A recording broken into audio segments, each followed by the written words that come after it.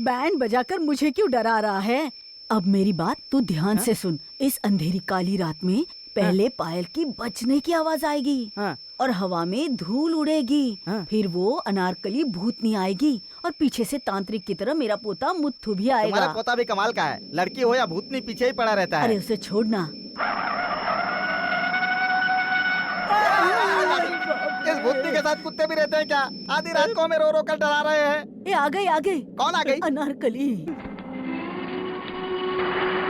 अनारकली तुझे देखने को 6 महीने से खड़ा हूँ। अनारकली तुम क्यों अरे नहीं? पानी की भगवान तू क्यों काँप रहा है? डर के मारे। हाँ। दादी, ये कोई भूतनी वूतनी नहीं है, ये तुम्हारे पोते की सेटिंग है। ये सेटिंग क्या है? अरे सेटिंग है। सेटिंग? हाँ भाई, ये एक अनाथ लड़की है। इसे खेती का काम सिखाने के बहाने बुलाता है और सुबह से शाम तक डुएट गाना गाते रहता है और रात को भूतनी बनाकर इस घर में रखता है। मेरे पोते ने? हाँ, तुम्हारा ही पोता। दादी, चाहे कोई भी लड़की हो, जिंदा हो या मुर्दा, तुम्हारे पोते के भरोसे उसे नहीं छोड़ना चाहिए। अरे पानी के भगवान, क्या ये सच है? सबूत देख लो। तू रुक, मैं वहाँ जाकर देखती हूँ। अरे बाप रे, मर गया। अबे गेंडे की तरह पैर मारकर मेरा पैर तोड़ दिया तूने।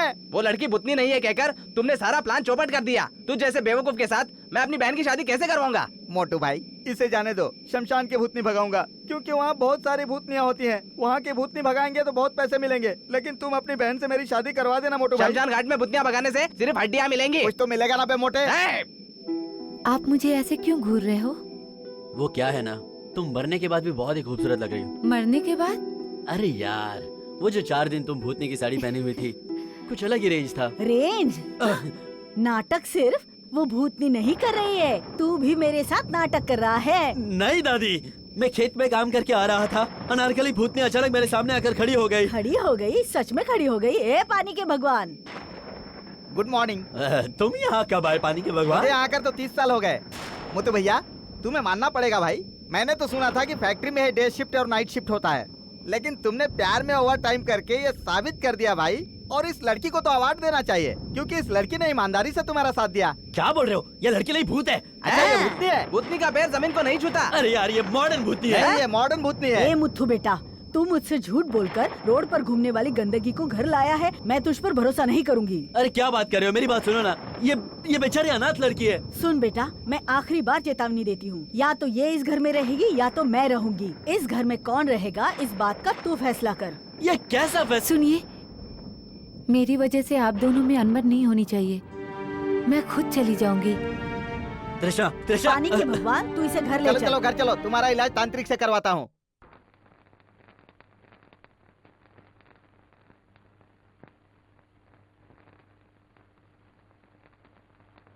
क्यों भाई, अंडा लाने में इतनी देर कर दी तुमने? लाओ जल्दी आप लाओ। ज्यादा खा रहे हो भैया, देखेंगे तो डांटेंगे। अरे भैया की बात मत करो, मैं इतनी मेहनत करके काम करता हूँ, किस लिए? खाने के लिए ही ना। तुम सबने खा लिया ना, अब मैं खाऊं?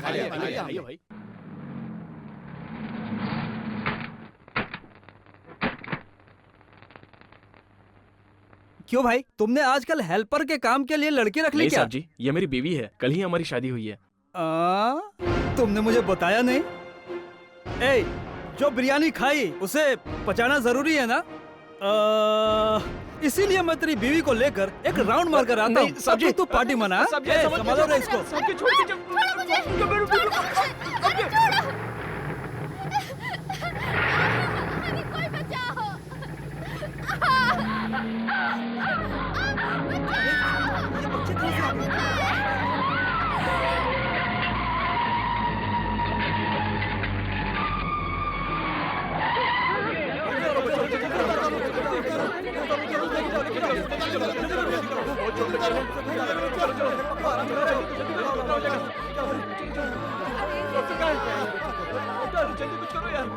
ले जा।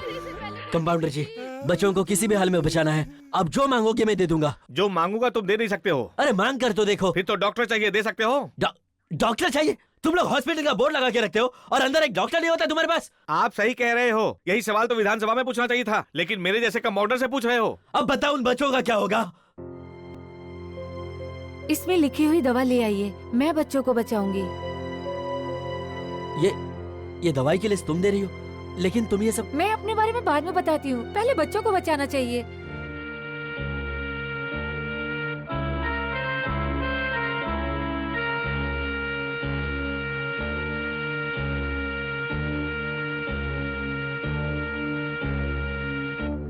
अरे रास्ता छोड़ो, आइए आइए, जीएम साहब आ रहे हैं। यहाँ ड्यूटी पे डॉक्टर कौन है? तुम डॉक्टर की बात कर रहे हो? वो दूसरे हॉस्पिटल में भर्ती हुआ है। फिर यहाँ भर्ती हुए बच्चों को किसने बचाया? अस्पताल में नई भर्ती हुई आया ने। क्या आया? आया? त्रिशा तुम? और यहाँ? यस डॉक्टर, आई एम आया working this in hospital. Hospital में डॉक्टर बनने वाली तुम यहाँ आया का काम कर रही हो?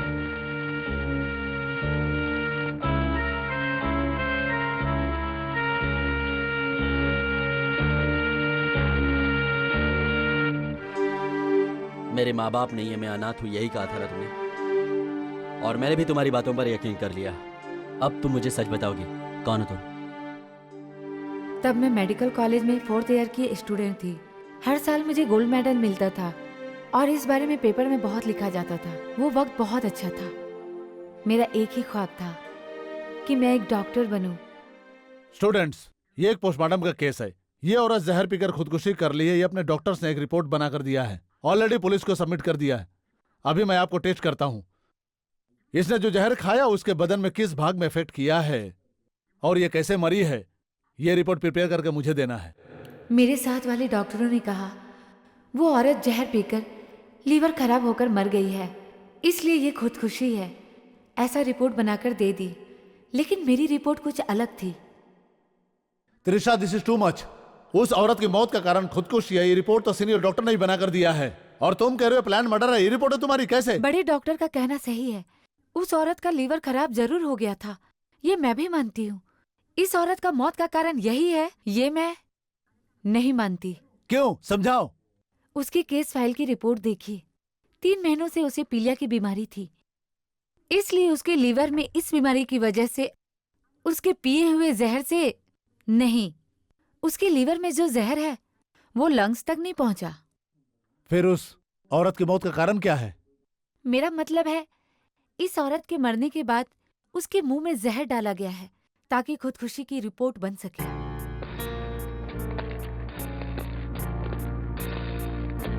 सारे कॉलेज के स्टूडेंट मुझे आश्चर्य से देख रहे थे। मैं जीएम और पुलिस ऑफिसर के साथ पोस्टमार्टम क्लासरूम में गई थी। वहां उस औरत के सिर पे चोट लगी थी, वो दिखाई दी। इसकी मौत का कारण जहर पीने से नहीं हुई थी। This is my report. College के सारे स्टूडेंट को पता चला इस कत्ल के केस के बारे में, और मुझे बहुत लोगों ने डराने की कोशिश की, लेकिन मुझे हिम्मत दिलाकर भरोसा देने वाली सिर्फ मेरी माँ थी। वो सिर्फ मेरी माँ नहीं, इंसाफ के जंग में लड़ने वाली सरकारी वकील भी थी। कत्ल हुए उस औरत का पति वीआईपी तिलकनाथ है।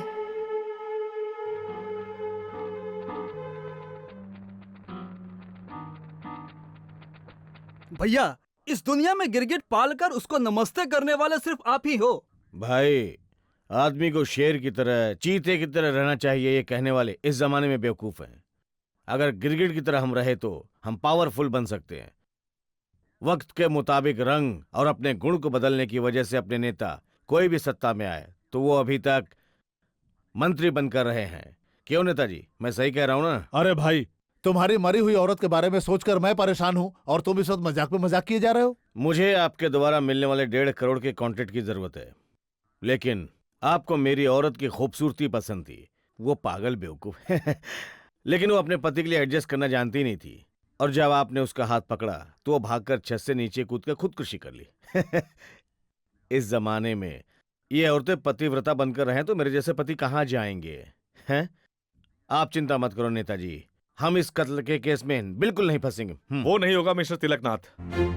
सारा कॉलेज जान गया था इस कत्ल के केस के बारे में, इसलिए पुलिस को मजबूरी में तिलकनाथ को अरेस्ट करना पड़ा। मैं अपनी पत्नी को अपनी जान से ज्यादा प्यार करता था और उसकी कसम खाता हूँ, उसने खुदकुशी की थी। आप इस शहर के वीआईपी हो, आप अपनी पत्नी से जान से भी ज्यादा प्यार करते थे, यही कह रहे हैं ना? फिर उसने खुदकुशी क्यों की? वो क्या है ना, वो क्या है कि कहिए ना सर। मेरे औरत के मरने की वजह आपकी बेटी तृष्णा है। ये आप क्या कह रहे हैं मिस्टर तिलकनाथ? मैं और आपकी बेटी बेडरूम में एक साथ थे। उस वक्त मेरी औरत ने देखा, वो दुखी होकर भागने लगी। सीढ़ी चढ़ते वक्त उसका पैर फिसल गया और उसके सर पर चोट लगने की वजह से वो मर गई। मैंने आपकी बेटी की इज्जत बचाने के लिए मेरी औरत ने जहर पीकर खुदकुशी कर ली है, ये सब झूठ कहा था। मुझे माफ कर दीजिए योर ऑनर, माफ कर दीजिए। आपके अन्याय के खिलाफ एक लड़की ने गवाही दी, इसके लिए उसकी इज्जत मत उछालिए मिस्टर तिलकनाथ। बहुत बड़ी रकम के लिए तेरी बेटी को मेरे पास भेजने वाली तू, सॉरी आप लड़की के लिए इंसाफ की बातें कर रही हो। मेरी औरत के मरने के बाद मेरे पास करोड़ रुपए की जायदाद की वजह से आप अपनी बेटी को मेरी दूसरी पत्नी बनाना चाहती थी, लेकिन मैंने मना कर दिया। इसकी वजह से आप मुझे कानून की मदद से अंदर करवाना चाहती हो। और उसके बाद केस की पूछताछ में मुझे और मेरी माँ को वैश्या का नाम दे दिया गया। हमारे खिलाफ बहुत लोगों ने गवाही दी। उनके झूठ के आगे हमारी सच्चाई मर गई। उनका यही अपमान की वजह से मेरी माँ कोर्ट जाने से डरने लग गई। आखिरी सुनवाई के दिन भी आ गया, लेकिन उसके पहले दिन ही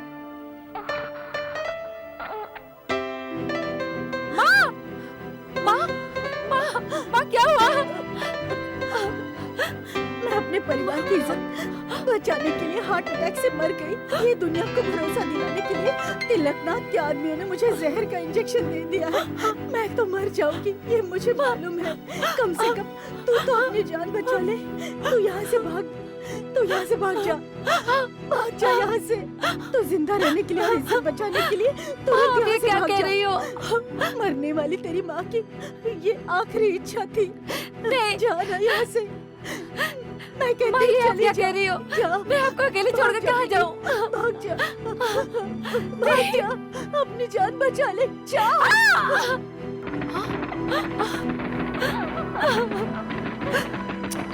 दूसरे दिन कोर्ट में मेरी माँ के नहीं जाने की वजह से इंसाफ के लिए लड़ने वाली मेरी माँ और मुझे कैरेक्टर लेस कहकर तिलकनाथ को रिहा कर दिया। तिलकनाथ से बचने के लिए मैं गांव-गांव भाग रही थी और उसके आदमी मेरा पीछा कर रहे थे।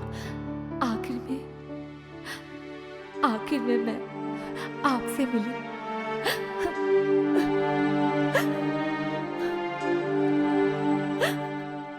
तुम्हारी ये खूबसूरती मेरी हो सकती है, लेकिन दिमाग सबकी मदद कर सकता है। कितनी जानों को बचा सकती हो तुम? तुम्हारा दिमाग जाया नहीं जाने दूंगा। किसी भी हालत में तुम्हें डॉक्टर बना के ही दम लूंगा मैं। और जिस दिन हो जाएगा उस दिन तुमसे मैं शादी करके तुम्हें वैश्या कहने वाले के मुंह पे काली पोंछूंगा। फिर कोई तुम्हें कुछ नहीं बोलेगा।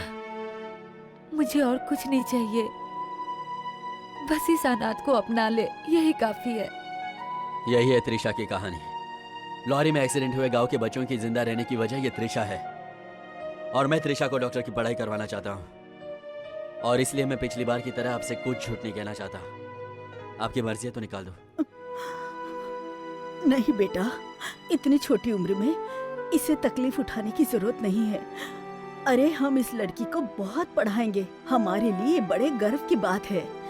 तेरी इच्छा के मुताबिक हम इसे डॉक्टर बनाएंगे। मेरी बात मानिए, तिलकनाथ के खिलाफ रहकर कोई भी इस शहर में नहीं जी सकता है। त्रिशा, तुम ये काम मुझ पर छोड़ दो और तुम अपनी पढ़ाई पर ध्यान दो। बाकी सब मैं संभालूंगा। हाँ बेटी।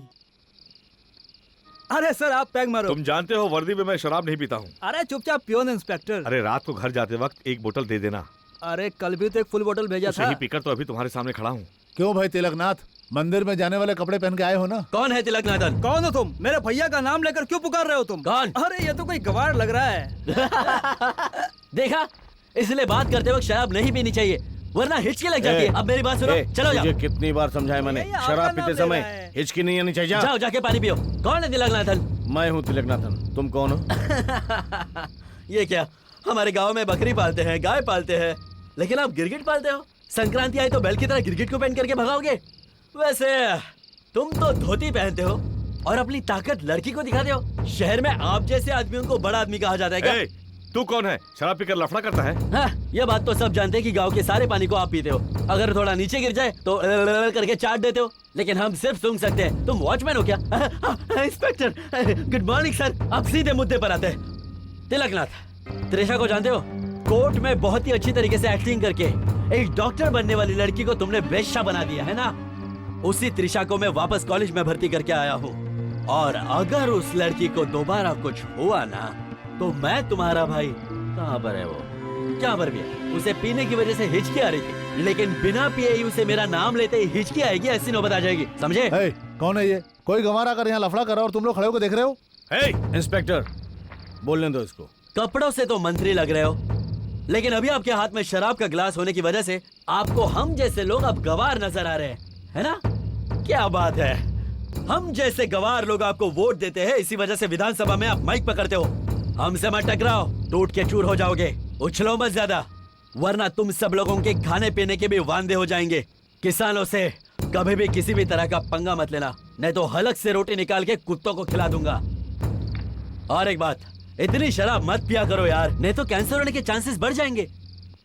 इंस्पेक्टर, वो कौन है, क्या है, मैं नहीं जानता हूँ। उसने हमें भरी महफिल में बेइज्जत किया, अब वो इज्जत से नहीं रहना चाहिए। देख लो।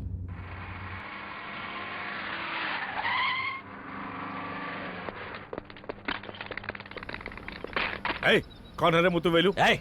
खाकी वर्दी पहनी तो बहुत गर्मी बढ़ गई है क्या तेरी? इज्जत से बात कर, समझा? चोरी से शराब बनाता है और इज्जत की बात करता है। क्या शराब बना रहा है? किसने कहा मेरा पोता शराब बना रहा है? जिसने कहा उसे मेरे सामने लाओ, मैं टुकड़े टुकड़े कर दूंगी उसके। पुलिस स्टेशन ले जाकर अपने तरीके से जब पूछूंगा तब ये सब कुछ सच सच बता देगा। नहीं, चलो मेरे बेटे को छोड़ चलो। दो। मैं आखिरी बार तुमसे पूछ रहा हूँ, शराब बनाते हुए ये मानकर चुपचाप से दस्तखत करोगे या नहीं? दस्तखत करो। दस्तखत करोगे या नहीं? सर, मैंने कोई गलती की नहीं है तो क्यों मानूं?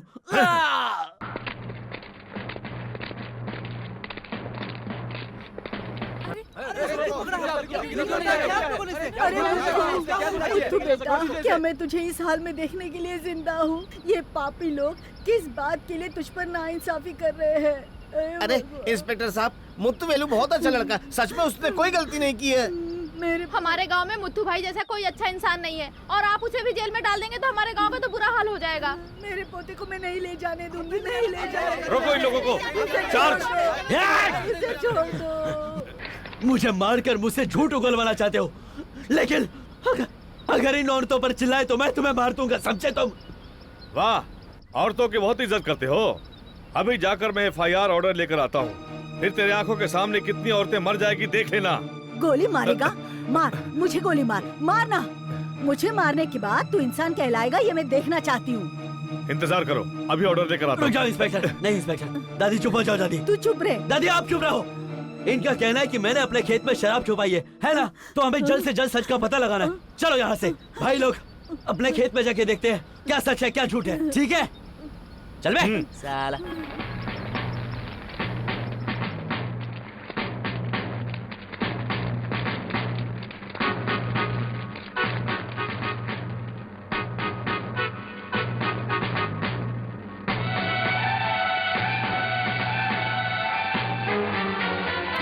तुम अपने खेत में शराब बनाते हो, गांव वाले गवाह हैं। चुपचाप मेरी बात मान लो, इस पेपर पर दस्तखत कर दो और सजा भुगतने के लिए तैयार रहो, वरना ये खेत में काम करने वाले लोग और तेरी दादी सबको जेल जाना पड़ेगा। तुम क्या चाहते हो? गरीब और आम लोगों की जिंदगी को तकलीफ देने वाला और शराब बनाने का धंधा करने वाले ये मुत्तू वेलू जैसे समाज विरोधी को सजा दिया तो सरकार की शराब मिटाओ अभियान को बल मिलेगा। इसलिए समाज के इस गुनहगार मुत्तू वेलू को 1 साल की सजा देने का हुक्म सुनाती है।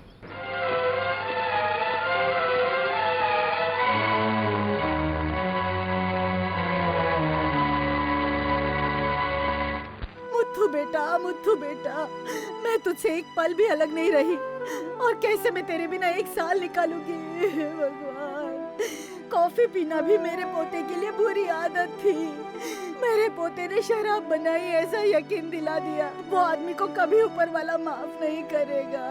मेरे जेल में होने की वजह से त्रिशा की पढ़ाई कभी रुकनी नहीं चाहिए। अपने खेत की फसल का जितना भी पैसा आएगा सारा उसकी पढ़ाई में लगा देना। आप मेरे लिए बहुत तकलीफ झेले हैं और मेरी पढ़ाई के लिए खेत बेच रहे मैं हैं। तुम्हें पढ़ा रहा हूँ क्योंकि मैं चाहता हूँ कि तुम दूसरों के आंसू पोंछो। तुम रोगी तो कैसे चलेगा? हम सबको भूल जाओ और अपनी पढ़ाई पर ध्यान दो, तभी तुम मेरी इज्जत बढ़ाओगी। मुत्तू बेटा, अब मैं क्या करूं? मैं कैसे रहूं तेरे बिना बेटा? मुत्तू बेटा, छोड़ दो मेरे बेटे को। मैं कैसे जीऊंगी उसके बिना?